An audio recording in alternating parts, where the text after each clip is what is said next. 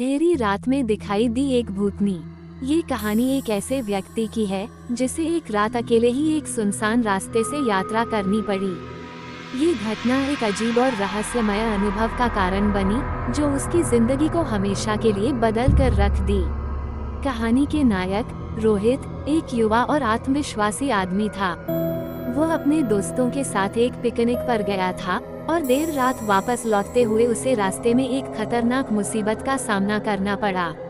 उस दिन रात बहुत अंधेरी थी और उसे घर तक पहुंचने में देर हो रही थी। उसका मोबाइल भी बैटरी खत्म हो चुका था और आसपास कोई भी नहीं था। उसने सोचा कि वह जल्द ही किसी एक गाड़ी का इंतजार कर लेगा, लेकिन रुकते हुए वह महसूस करता है कि चारों ओर कुछ अजीब सी खामोशी फैली हुई थी।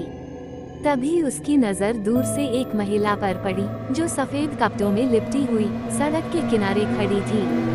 वो महिला बहुत शांत और गहरी निगाहों से रोहित को देख रही थी। रोहित थोड़ी देर उसे देखता रहा और फिर उसे लगा कि शायद ये किसी तरह का धोखा हो सकता है, लेकिन फिर भी उसकी जेहन में सवाल उठने लगे। क्या ये कोई औरत है या फिर कुछ और? महिला की हिम्मत देखकर रोहित ने उसे पास जाने का निर्णय लिया। उसने गाड़ी को धीमा कर दिया और महिला से पूछा, क्या आप ठीक हैं? क्या आपको मदद चाहिए? महिला ने बिना एक शब्द बोले सिर हिलाया और धीरे धीरे रोहित के पास आकर गाड़ी के दरवाजे को खोला। क्या आप अकेली हैं? रोहित ने एक बार फिर से पूछा।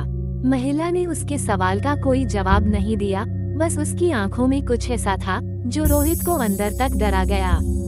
उसकी आंखों में एक असामान्य ठंडक और गहरी उदासी थी। ये पहली बार था जब रोहित ने महसूस किया कि कुछ गड़बड़ है। महिला ने उसे कोई जवाब नहीं दिया, लेकिन उसने रोहित से कहा, मुझे घर छोड़ दो, बहुत दूर है। रोहित के मन में बहुत सारे सवाल थे, लेकिन उसने सोचा कि एक बार उसे छोड़कर फिर वह अपनी राह पर बढ़ जाएगा। उसने महिला को लिफ्ट देने का फैसला किया और गाड़ी की गति बढ़ाई। जैसे ही वह महिला के घर के पास पहुंचा, उसने देखा कि वह घर एक बड़ी पुरानी हवेली की तरह था। ये जगह बहुत सुनसान और डरावनी थी। महिला गाड़ी से बाहर आई और बिना एक शब्द कहे दरवाजे की ओर बढ़ गई। तभी रोहित की नज़र उस महिला की साड़ी के निचले हिस्से पर पड़ी जो कुछ खून से सनी हुई थी। रोहित की धड़कनें तेज हो गईं। अचानक महिला ने पलटकर रोहित की ओर देखा और एक भयानक हंसी हंसते हुए कहा, तुमसे मदद नहीं चाहिए, तुम तो बस मेरे शिकार हो। वो एक झटके में गायब हो गई। रोहित ने चौंकते हुए उस महिला के बारे में सोचा, क्या वह कोई भूतनी थी? क्या वह सच में जीवित थी या फिर किसी आत्मा का रूप?